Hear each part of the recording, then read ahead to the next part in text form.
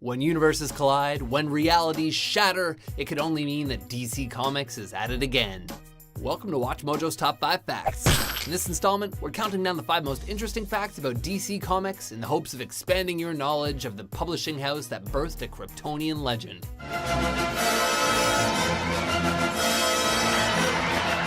Number 5. DC sued Rihanna over Robin.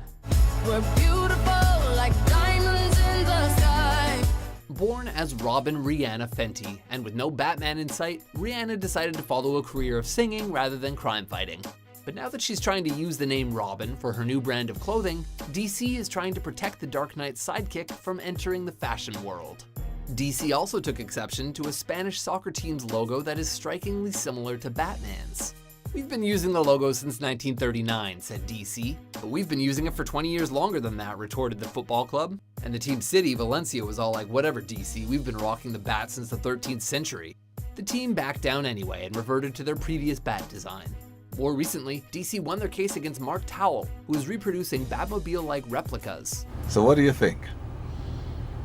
Does it come in black? Not only did the court rule in favor of DC, but also found that, quote, the Batmobile was protectable as a sculptural work under the US Copyright Act. Vengeance is the night. Goodbye.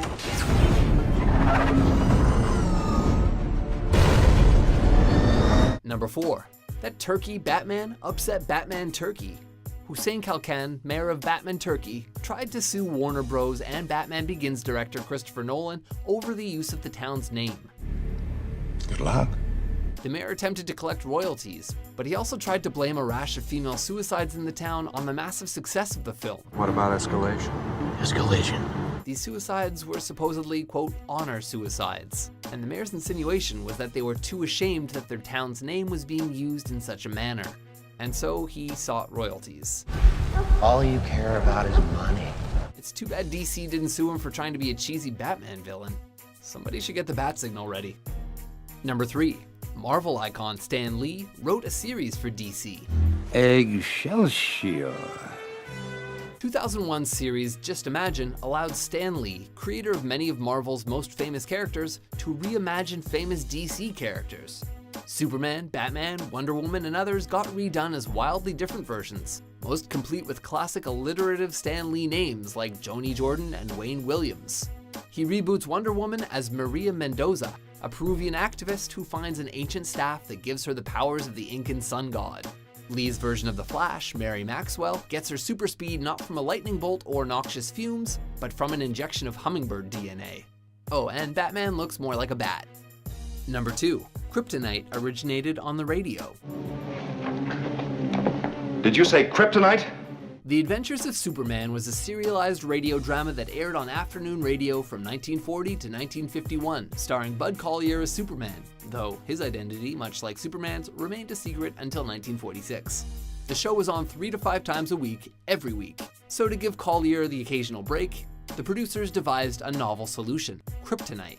Designed to incapacitate the unstoppable hero, it allowed the supporting actors to take the spotlight for a bit. Why are you here? There must be a reason for you to be here. Yes, I'm here to fight for truth and justice in the American way. While Superman creator Jerry Siegel had written a story involving a kryptonite-like mineral a few years prior, it was never published. Another milestone on the show was on March 2nd, 1945, when Superman met Batman and Robin for the first time ever. Kent. Clark Kent. Batman. What are you doing here? Hey, someone should make them meet up again. Bruce Wayne meets Clark Kent.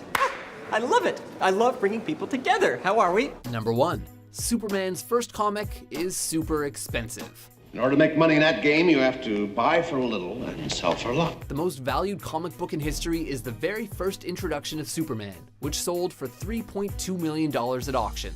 That's a hell of a lot, but this is the book credited with creating the superhero genre.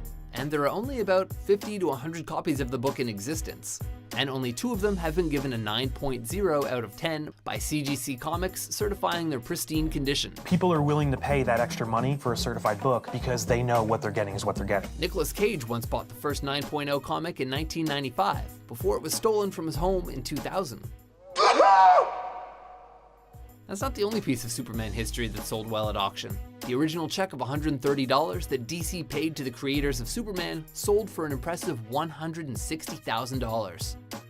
Well, DC fans, will you side with Robin or Robin Rihanna?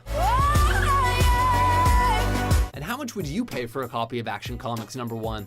For more multiverse-shattering top 10s and Crises on Infinite top 5s, be sure to subscribe to WatchMojo.com. I have to leave you now. No hard feelings.